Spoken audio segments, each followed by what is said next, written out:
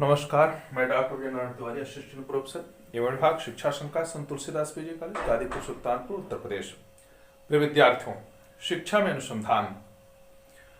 इसके अंतर्गत हम कुछ अनुसंधान की विधियों के विषय में अब तक सीख रहे थे, जिसमें आपने प्रयोगशाला प्रयोग विधियों को सीखा, क्षेत्र प्रयोग या घटनास्थल प्रयोग की विधि में जाना, क्षेत्र अध्ययन या घटनास्थल अध्ययन कैसे किया जाता है इसके विषय में हमने देखा। ऐतिहासिक विधि ये कहां पर लागू होती है, किन शोधों के लिए आवश्यक है। अब हम ये देखेंगे कि जो सर्वेक्षण विधि है, सर्वे मेथड है, इसकी क्या उपयोगिता है अनुसंधान के क्षेत्र में, शिक्षा के क्षेत्र में। इस विधि की प्रक्रिया क्या होती है, इसके स्रोत कहां होते हैं, सोर्सेज ऑफ सर्वे मेथड्स। तो कहने का प्राय है कि जो सर्वे विधि होती है, सर्वे का अभिप्राय होता है कि जैसे किसी चीज को ऊपर की तरफ देखना, यानी जो सर्वे अंग्रेजी का शब्द है, इसका मूल अर्थ क्या होता है, ऊपर की तरफ देखना, और उसी से सर्वेक्षण बना है। इक्षण का भी अपराध है देखना, तो सर्वेक्षण का प्राय है कि देखना, अर्थात किसी चीज को अच्छी तरह से परखना, जो कि वैज्ञानिक परिभाषा के क्षेत्र में आता है, शब्दावली क्षेत्र में आता है। इसलिए सर्वेक्षण का प्राय होता है किसी भी जानकारी को अच्छी तरह से प्राप्त करना, उसका प्रत्यक्षीकरण करना, लोगों से बातचीत करना, जो कुछ भी समस्याएं हैं, जो उनके मत हैं, विचार हैं, जो उनकी इच्छाएं हैं, ऐसे समस्त चीजों को जानने के लिए कुछ ना कुछ प्रश्नावलियों का सहयोग कर लेना। यानी जो सर्वेक्षण विधि होती है, यह एक प्रकार से ऐसी विधि होती है जिसमें अनुसंधान करता उस उत्तरदाता के पास जाता है जिसके पास समस्याएं हैं, वह एक प्रश्नावली का निर्माण करके उस प्रश्नों की एक श्रृंखला बनाता है जिसे हम अनुसूची कहते हैं, और उसी अनुसूची के आधार पर वह उत्तरदाता से प्रश्नों को पूछता है, जिसके आधार पर वह जवाब देता है, और उससे समस्या संबंधित जब उत्तर उसका सही मिल जाता है तो उसकी वह सर्वेक्षण की विधि पूर्ण कहलाती है। लेकिन इस सर्वेक्षण की विधियां कई प्रकार से होती हैं, जैसे आपने देखा होगा, एक तो साक्षात्कार विधि के द्वारा किया जाता है, दूसरा पैनल विधि के द्वारा होता है, इसी में कहीं कहीं डाक के द्वारा पत्रों का आदान प्रदान करके विचारों का आदान प्रदान होता है, कहीं पर यही टेलीफोन के द्वारा भी ऐसे सर्वे आजकल किए जा रहे हैं। तो सर्वे का प्राय ही क्या है, इसको हम देखते हैं। सर्वे शोध एक ऐसा शोध है, यानी एक प्रकार का सर्वे जो होता है यह शोध का ही भाग होता है, एक उसकी विधि होती है जिसमें व्यक्तियों के प्रतिनिधित्व समूह से, यानी जो व्यक्तियों का प्रतिनिधित्व, जो उसका रिप्रेजेंटेटिव करने वाले हैं, ऐसे समूह से, ग्रुप से, उनके व्यवहार, मनोवृत्तियों, विश्वास के संबंध में अनेक प्रश्न पूछे जाते हैं। अर्थात इस विधि के अंतर्गत क्या होता है, चाहे कोई एक व्यक्ति संबंधित हो या व्यक्तियों के एक समूह संबंधित हो, ऐसे लोगों से जो कुछ समस्याएं हैं, उन समस्याओं से संबंधित जो अनुसंधान करता होता है, वह प्रश्नों की एक सूची बनाता है, और उन्हीं सूची के आधार पर वह सूची में क्या क्या डालता है, जैसे उनकी मनोवृत्ति क्या है, उनके विचार क्या हैं, उनके विश्वास क्या है, उनकी आयु क्या है, उनकी लिंग क्या है, इत्यादि चीजों से लेकर के वह अनेकों प्रकार की मनोवृत्तियों को जानने के लिए, उनके मतों या विचारों को जानने के लिए वह प्रश्नों की एक श्रृंखला बनाता है, जिसके आधार पर वह उनके उत्तर को जानने का प्रयास करता है। ठीक उसी चीज को यहाँ बताया जा रहा है कि उनकी मनोवृत्तियों, विश्वास के संबंध में अनेक प्रश्न पूछे जाते हैं, जैसा कि फील्डमैन ने कहा है। तो फील्डमैन की ये परिभाषा अगर हम देखें सर्वेक्षण विधि के अंतर्गत, तो उनका यही है कि यानी यह एक ऐसा शोध है जिसमें व्यक्तियों के प्रतिनिधित्व समूह को, माने कोई व्यक्ति हो या व्यक्तियों का एक समूह, ग्रुप हो, उसमें से उनके व्यवहार, माने उनका व्यवहार कैसा है, उनके मत या विचार कैसे हैं, उनकी मनोवृत्तियां, उनकी टेंडेंसी, एटीट्यूड कैसे हैं, और उनका जो विश्वास है, ट्रस्ट है, वह कैसा है, इससे संबंधित अनेक प्रश्न पूछे जाते हैं। इससे सीधे सीधे स्पष्ट होता है कि जो सर्वे विधि होती है, जो सर्वेक्षण की विधि होती है, इसके अंतर्गत किसी भी समस्या संदर्भित, चाहे वो समस्या संस्थागत हो, चाहे सामाजिक हो, चाहे वह शिक्षा संबंधित हो, चाहे वह मनोविज्ञान संबंधित हो, या किसी अन्य राजनीति इत्यादि के क्षेत्रों संबंधित हो, यानी ऐसी समस्याओं का जो क्षेत्र हम चयनित करते हैं, उससे संबंधित जो व्यक्ति हैं या व्यक्तियों का जो समूह है, उनके लिए हम उनकी विचारों को जानने के लिए, उनके मतों को जानने के लिए, उनकी मनोवृत्तियों को जानने के लिए और उनके रुझानों को जानने के लिए, उनके विश्वास को जानने के लिए कुछ प्रश्नों का ऐसा एक पुंज बनाया जाता है, समूह बनाया जाता है, जिसे हम एक अनुसूची के रूप में या लिस्ट के रूप में जानते तैयार करते हैं।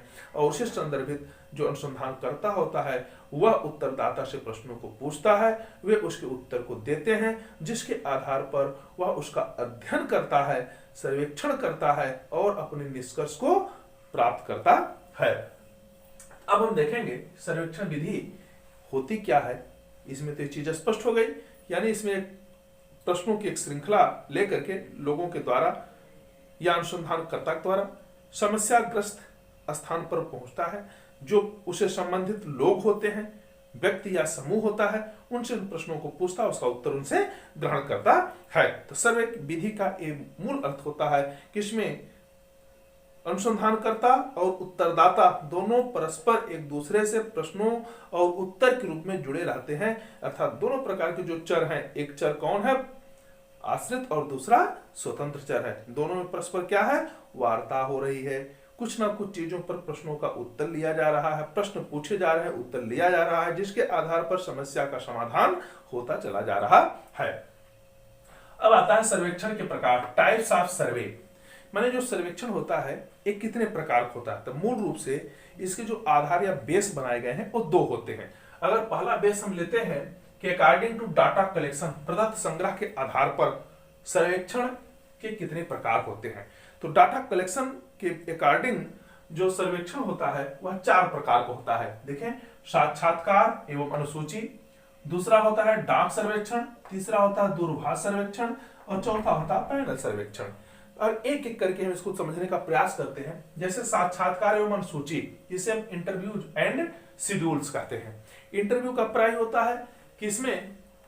उत्तरदाता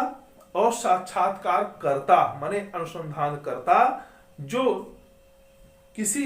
समस्या संबंधित उस व्यक्ति के पास जाता है और उससे प्रश्नों की एक श्रृंखला लेकर के आमने सामने बैठ करके उनके विचारों को, भावों को जानने का प्रयास करता है। तो साक्षात्कार में क्या होता है, अर्थात इसमें उत्तरदाता और जो प्रश्न पूछने वाला है अर्थात अनुसंधानकर्ता या प्रश्नकर्ता दोनों एक दूसरे के आमने सामने बैठते हैं, उनसे बातचीत करते हैं, प्रश्नों को पूछा जाता है, उसका उत्तर उत्तरदाता देता है, जिससे उसकी मनोवृत्ति को जानने का प्रयास होता है, उसके विश्वास को जानने का प्रयास होता है, उसके विचार क्या हैं, इन तमाम चीजों संबंधी जो प्रश्न तैयार किए जाते हैं, उन प्रश्नों की श्रृंखला के आधार पर वह उनके उत्तर को जानने का प्रयास करता है। तो देखिए, यानी व्यक्तिगत साक्षात्कार की उत्तम विधि है। यानी साक्षात्कार जो होता है या एक ऐसा इस प्रकार का सर्वेक्षण है जो व्यक्तिगत रूप से, अगर मान लीजिए कई लोग उसमें सम्मिलित हैं, तो सभी लोगों से एक एक करके प्रश्न पूछा जाएगा, जिसके आधार पर उनकी मनोवृत्तियों को, उनके विचारों को जाना जा सकता है। कहते कि एक उत्तम विधि जिसमें उत्तरदाता के लिंग, आयु, विश्वास, मनोवृत्ति आदि से संबंधित प्रश्नमाला की अनुसूची तैयार की जाती है एवं उसका उत्तर प्राप्त किया जाता है। कहते हैं कि अभिगमन, संज्ञान तथा प्रेरणा सर्वे साक्षात्कार के लिए आवश्यक तत्व होते हैं। कहने का प्राय है जो साक्षात्कार एवं अनुसूची मेथड होता है, इसके अंतर्गत क्या होता है, यानी उत्तरदाता और प्रश्नकर्ता दोनों आमने सामने बैठते हैं। प्रश्नकर्ता प्रश्नों को उनके लिंग, आयु, जाति, विश्वास, मनोवृत्ति आदि के आधार पर प्रश्नों को पूछता है, जिसका उत्तर उत्तरदाता देता है और उत्तरदाता के उत्तरों को प्राप्त करके वह जो कुछ भी निष्कर्ष निकालता है, जो कुछ प्रतिवेदन देता है, उसी के आधार पर वह अपने शोध कार्य को अर्थात अपने उस परिकल्पना को, अपने उस न्यायदर्श को सिद्ध करने का प्रयास करता है। इस तरह से कहते हैं कि अभिगमन, संज्ञान तथा प्रेरणा ये साक्षात्कार के लिए आवश्यक तत्व होते हैं। अब देखिए, अभिगमन, संज्ञान तथा प्रेरणा ये जो ऐसी चीजें हैं कि जब किसी चीज को जानने के लिए उसके प्रति इच्छुक होना अभिगमन कहलाता है। संज्ञान का प्राय है उसके विषय में जानकारी प्राप्त करना, उसको प्रत्यावाहन करना, प्रत्यास्मरण करना, जिसको हम संज्ञान के रूप लेते हैं। प्रेरणा का प्राय होता है कि यानी उसे कार्य को जारी करने के लिए, उसको आगे बढ़ाने के लिए जो एक तरह से उसे उद्दीपन काम करता है जब तक ये चीजें नहीं होंगी, अर्थात साक्षात्कारकर्ता जब तक उस उत्तरदाता से जिसे साक्षात्कार कर रहा है उसके प्रति उसका अभिगमन उसमें ना हो, अर्थात उसमें विचारों को जानने का प्रयास ना हो, अर्थात वह संज्ञान ना लेता हो, अर्थात उसकी क्या समस्याएं हैं उनकी चीजों को अच्छी तरह से समझ ना पाया हो, प्रेरणा और वह उसको प्रेरित करता हो कि जिससे वह समस्या संबंधित प्रश्नों का उत्तर सरलता पूर्वक दे सके। अगर वह उत्तर नहीं देता है, कुछ चीजों को छिपाना चाहता है, तो ऐसे समय में जो परामर्शदाता है या जो अनुसंधान करता है या प्रश्न करता है वह प्रश्नों को कुछ ना कुछ अलग ढंग से तोड़ मरोड़ करके भी पूछ सकता है। कारण कि कभी कभी जो प्रश्नों को पूछा जाता है तो उत्तर तो सही निकलता है, कभी कभी सही उत्तर को गलत ढंग से तोड़ मरोड़ कर दिया जाता है, कभी कभी क्या होता है कि उत्तर गलत है उसे सही बताने का अनायास प्रयास किया जाता है, कभी कभी बिल्कुल गलत चीजों को तोड़ मरोड़ कर सही प्रस्तुत करने का एक उद्यम होता है। तो इससे क्या होता है कि जो प्रश्नों की श्रृंखला होती है, जब साक्षात्कारकर्ता और प्रश्नकर्ता या उत्तरदाता दोनों आमने सामने होते हैं तो उस समय समस्याएं ये आ जाती हैं कि जिससे प्रश्न पूछा जाता है वह अपने उन चीजों को क्या कहना है, कैसे कहना है, उन चीजों को छिपा लेता है और अनायास की चीजों को, अनर्गल चीजों को बताना प्रारंभ कर देता है। जैसे उदाहरण के लिए अगर देखा जाए, अगर किसी माँ से पूछा जाए कि बच्चों की देखभाल कैसे करनी चाहिए, तो वहां पर मां उन समस्त चीजों को बताने का प्रयास करेगी जो वह करना चाहती है लेकिन करती नहीं है। तो इससे अभिप्राय क्या निकलता है कि कहना ये बड़ा सरल होता है लेकिन करना एक कठिन होता है। ठीक इसी प्रकार से जब प्रश्नकर्ता किसी ऐसे समस्याग्रस्त बालक या व्यक्ति से वह साक्षात्कार करता है, तो जब वह प्रश्नों को पूछता है तो उस समय उसके अंदर कुछ ना कुछ दिखावापन आ जाता है या कुछ वह ऐसी चीजों को बताना चाहता है जिससे उसका कोई ताल्लुक नहीं होता है, कभी कभी वह अपने आदर्श उसमें समेट लेता है। तो इससे होता है कि जो साक्षात्कार की जो प्रक्रिया होती है कहीं न कहीं वह प्रभावित होती है। लेकिन मूल रूप से अगर देखा जाए, अगर मान लीजिए किसी समूह में साक्षात्कार करके किसी समस्या का समाधान करना है, समूह में बहुत से लोग होंगे, ऐसे समय में हम प्रत्येक से इन चीजों को एक एक करके प्रश्नों को पूछ नहीं सकते। इसलिए इसके लिए क्या करना होता है, हमें एक न्यायदर्श सैंपलिंग की आवश्यकता होती है। वह सैंपल ऐसा होना चाहिए जो पूरे यूनिवर्स का, अर्थात पूरे समग्र का, पॉपुलेशन का प्रतिनिधित्व करने में समर्थ हो। तो जब वह न्यायदर्श हम चयन करते हैं तो उसी न्यायदर्श के अनुकूल ही हमें डाटा कलेक्शन करना, आंकड़ों का संग्रह करना, चरों को किस प्रकार से व्यवस्थित करना है, ये सारी चीजें उस न्यायदर्श सैंपलिंग के आधार पर हमें करनी पड़ती है। और उसी के आधार पर हमें जो प्रश्नों की श्रृंखला है या प्रश्नावली इत्यादि बनाना है उसको हम बनाते हैं। और जो डाटा विश्लेषण करना है, जो डाटा एनालिसिस करना है या न्यायदर्श का जो एनालिसिस विश्लेषण करना है, वह प्रक्रिया हम आगे बढ़ाते हैं, जिसके आधार पर हम उसका स्पष्टीकरण करते हैं, उसका डिस्क्रिप्शन करते हैं, उसको इंटरप्रिटेशन करते हैं, जिससे समस्या से संबंधित जो भी कुछ भी हमारे कार्य का दायित्व है वह अच्छी तरह से लोगों के समझ में आ सके, हम उसका अच्छी तरह से निर्वाह कर सकें और उससे प्राप्त जो निष्कर्ष होते हैं उस निष्कर्ष के आधार पर हम रिपोर्टिंग कर सकें, अर्थात प्रतिवेदन लेखन कर सकें। इस तरह से जो साक्षात्कार एवं अनुसूची की बात आती है तो इसमें जो अनुसूची का प्राय है, इसमें एक प्रश्नों की श्रृंखला होती है, प्रश्नमाला होती है, अर्थात एक ऐसा पेपर तैयार किया जाता है जिसमें तमाम प्रकार के प्रश्नों को रखा जाता है और एक एक प्रश्न करके उनसे पूछने का प्रयास होता है, जिससे उसका उत्तर उन्हें देते हैं और उस उत्तर के आधार पर हम समस्या के तह तक पहुंच सकते हैं। दूसरी जो विधि होती है डाक सर्वेक्षण। डाक सर्वेक्षण का प्राय होता है कि करस्पॉन्डेंस सर्वे। कभी कभी होता है कि बहुत दूर सुदूर क्षेत्र में कोई अगर समस्याग्रस्त व्यक्ति है जहां पर हमें इन समस्याओं संबंधित सर्वे करना है, हमें सर्वे करना है, वहां पर सर्वेक्षण करना है, तो ऐसी स्थिति में वहां पहुंच पाना बड़ा कठिन होता है। तो उसका माध्यम क्या होता है कि डाक के द्वारा, अर्थात हम करस्पॉन्डेंस के द्वारा, पत्राचार के द्वारा अपनी समस्याओं को, प्रश्नों को उसके तक भेज देते हैं और उससे प्रश्नों का उत्तर फिर देने के लिए कहते हैं कि इन प्रश्नों का उत्तर आप शीघ्र डाक द्वारा ही मेरे पास भेजिए। इससे क्या होता है कि जो अनुसंधान करता होता है वह समस्या से संबंधित प्रश्नों की एक लिस्ट बनाता है और उसे पत्राचार के द्वारा उस संबंधित व्यक्ति के पास भेजता है और उससे कहता है कि कृपया करके इन प्रश्नों का उत्तर देखकर आप पुनः डाक द्वारा मुझे प्रेषित करें, सूचित करें। इस तरह से डाक के द्वारा माने पोस्ट के द्वारा, मेल के द्वारा, करेस्पॉन्डेंस के द्वारा साक्षात्कार करना भी सरल होता है, जो हमारी प्राचीन परंपरा रही है। लोगों के विचारों को जानने की परंपरा रही है, लोगों की समस्याओं से अवगत होने की परंपरा रही है। उस चीजों को भी हम अच्छी तरह से निर्वाहित कर सकते हैं, बिना गए, बिना किसी खर्च को किए, एक साधारण लेटर के द्वारा, पत्र के द्वारा और एक डाक के द्वारा भेज करके हम प्रश्नों की समस्याओं को वहां पर दे सकते हैं प्रश्न के रूप में, और उसके उत्तर को पुनः डाक के द्वारा प्राप्त कर सकते हैं, पत्राचार द्वारा प्राप्त कर सकते हैं। ये भी साक्षात्कार का एक अच्छा माध्यम होता है। तीसरा जो माध्यम है वह पैनल दूरभाष सर्वे। दूरभाष सर्वे माने टेलीफोन सर्वे। टेलीफोन सर्वे का प्राय होता है कि आजकल के जो आईसीटी है, जो इस समय कम्युनिकेशन का सबसे बड़ा माध्यम है संचार का, इसमें क्या होता है कि हम मोबाइल के द्वारा, टेलीफोन के द्वारा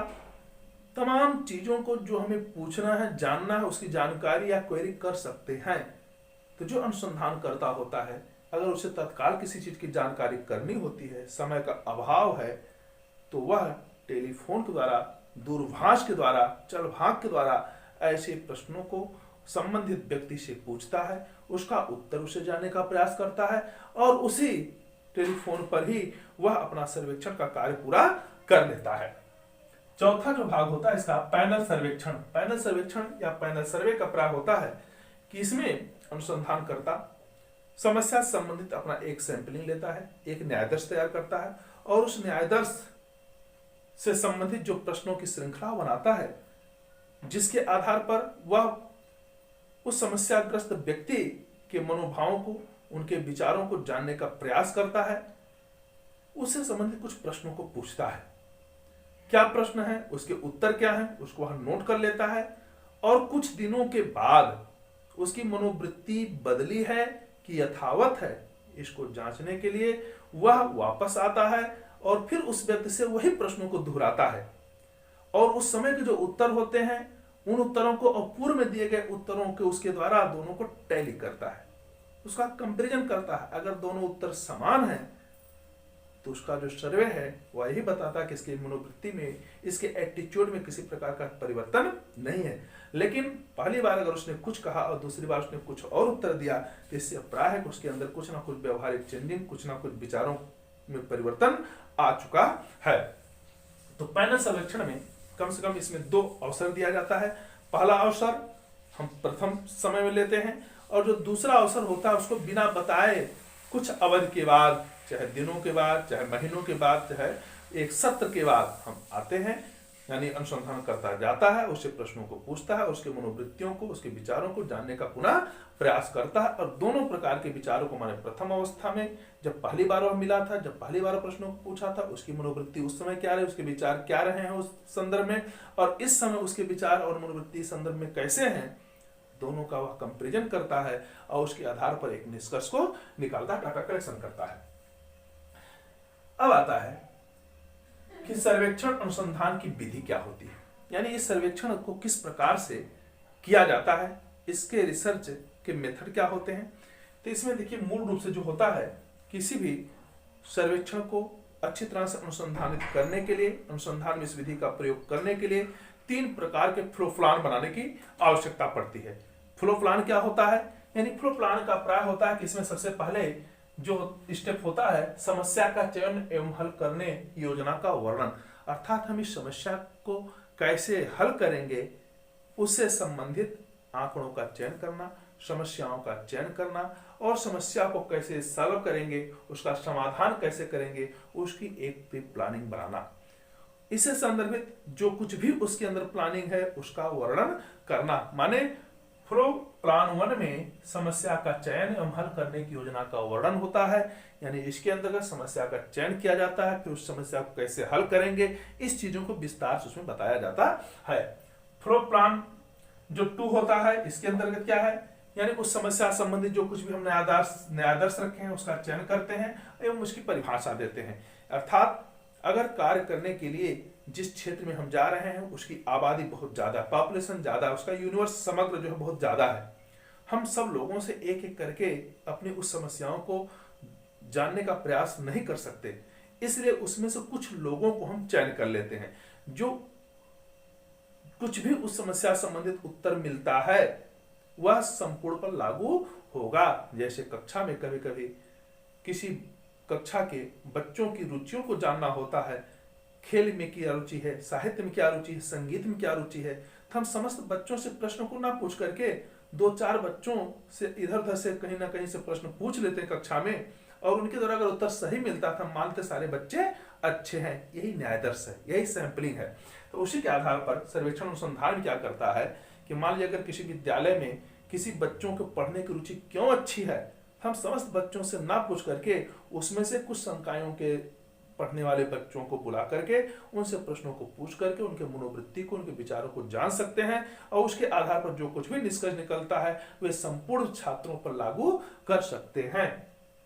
तो उसी चीज को यहाँ बताया जा रहा है कि फ्लो प्लान 1 में समस्या का चयन करिए और उसको समाधान करने के लिए जो योजना है उसका वर्णन करिए, और दूसरे फ्लो प्लान में होता है कि न्यायाधीश का चयन करो एवं उसकी परिभाषा दीजिए, यानी उसका स्पष्टीकरण परिभाषीकरण किया गया। फ्लो प्लान 3 में बताया जाता है कि विश्लेषण, निष्कर्ष और प्रतिवेदन, यानी जो कुछ भी हमने न्यायाधीश का चयन किया है, जो कुछ हमारी सैंपलिंग है, जो हमारा प्रदर्शन है, जो प्रतिनिधित्व करने वाले न्यायाधीश हैं, उसको क्या करना है, अब विश्लेषण, उसकी एनालिसिस करना है। उसके आधार पर हमें निष्कर्ष निकालना है, और निष्कर्षों में क्या क्या चीजें समझ में आई हैं, उसकी क्या आवश्यकता है, क्या आगे चलकर उसकी महत्ता उपयोगिता है, इसकी यूटिलिटी को हम रिपोर्टिंग करते हैं, उसका एक प्रतिवेदन ड्राफ्ट तैयार करते हैं और संबंधित व्यक्ति तक उस रिपोर्ट को पहुंचाते हैं।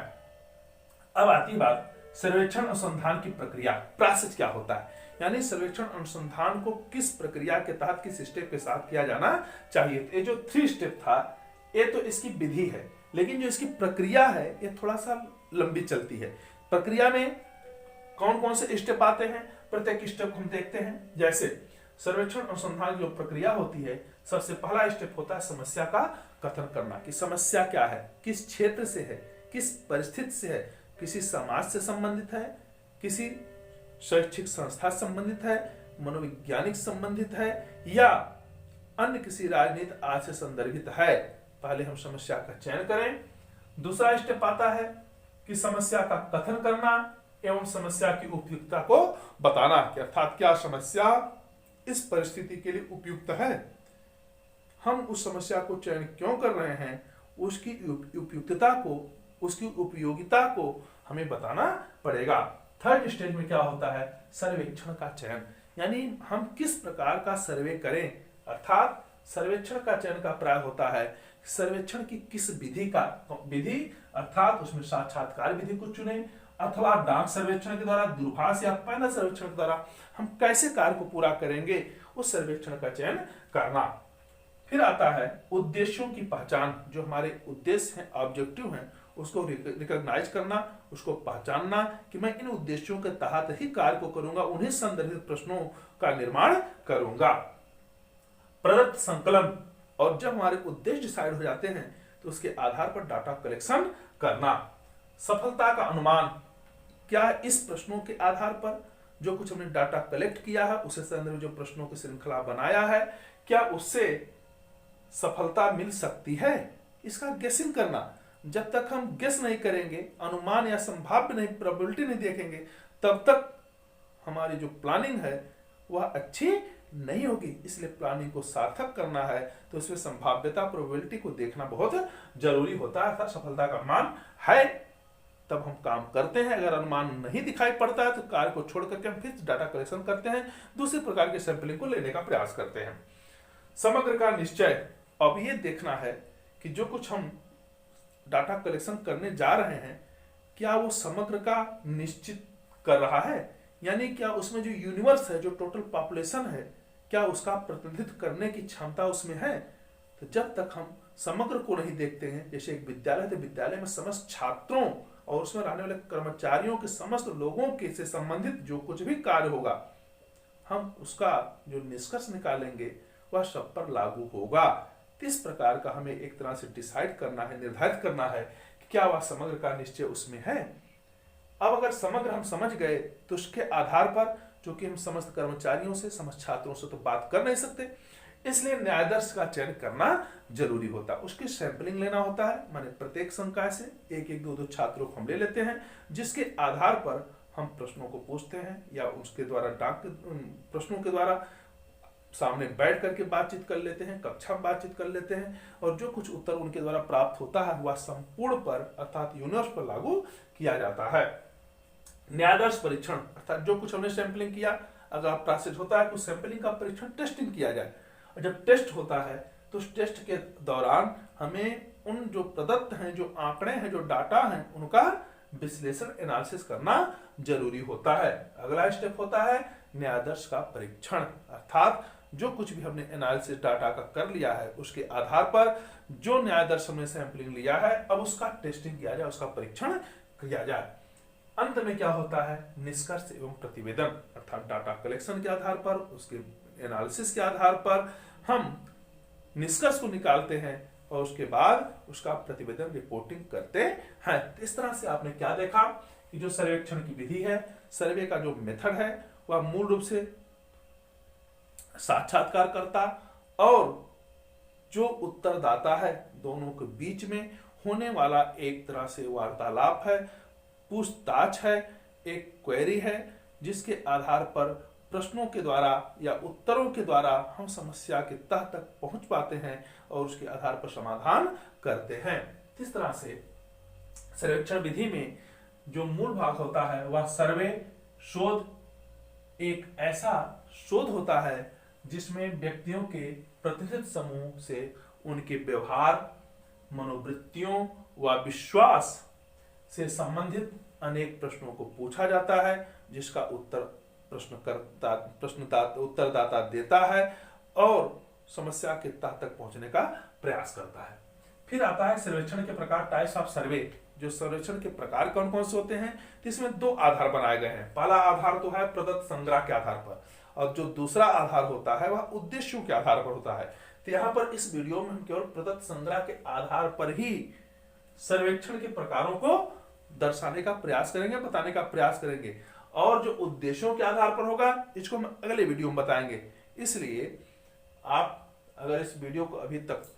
चैनल को अभी तक सब्सक्राइब ना किए हों तो इसे सब्सक्राइब कर लें, क्योंकि सर्वेक्षण का जो मूल भाव होता है अनुसंधान का, ये बहुत ही महत्वपूर्ण है। इसमें एम.बी. बुच ने 1974 में द एजुकेशनल सर्वे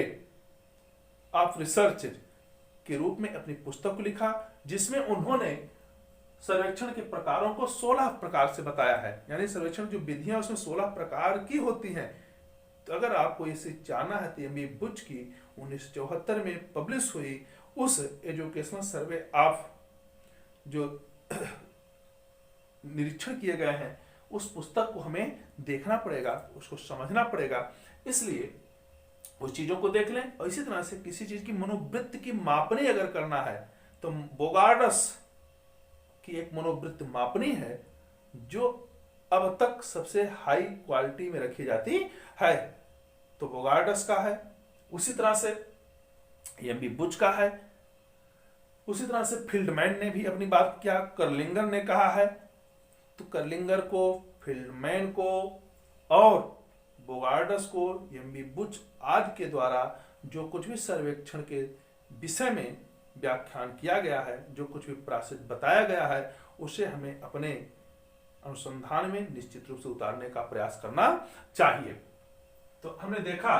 कि जो सर्वेक्षण का प्रकार था वह डाटा कलेक्शन के आधार पर यहाँ पर किया जा रहा है। तो डाटा कलेक्शन में मूल रूप से इसके 4 विधियां बताई गई हैं। कौन कौन सी हैं? नंबर 1 होता है साक्षात्कार एवं अनुसूची के लिए इंटरव्यूज एंड शेड्यूल के रूप में, जिसमें व्यक्तिगत रूप से साक्षात्कारकर्ता और प्रश्न उत्तरदाता आमने सामने बैठ करके प्रश्नों को पूछते हैं, और प्रश्न किससे संबंधित होते हैं? उसकी लिंग से, आयु से, विश्वास से, मनोवृत्ति आदि से संबंधित प्रश्नों की एक श्रृंखला बनाई जाती है, उसका उत्तर लिया जाता है, जिसके अंतर्गत अभिगमन, संज्ञान तथा प्रेरणा, इन 3 तत्वों को निश्चित रूप से उसमें अभिहित किया जाता है। अभिगमन का प्राय होता है कुछ प्रश्नकर्ता और उत्तरदाता के बीच में जो एक तरह से रिलेशन बन रहा है, पूछताछ का भाव बन रहा है कि मैं पूछूंगा, आपको बताना है, उत्तर देना है। इस प्रकार का अभिगमन, इस प्रकार का जो वैचारिक तैयारी। और दूसरा होता है संज्ञान, यानी दोनों एक दूसरे को जानने का प्रयास करें, एक दूसरे के विचारों से अवगत होने का प्रयास करें, उनके द्वारा पूछे गए प्रश्नों का सही से उत्तर देने के लिए वो तैयार हों, जिसे हम संज्ञान के रूप में लेते हैं। और प्रेरणा अर्थात जो कुछ प्रश्न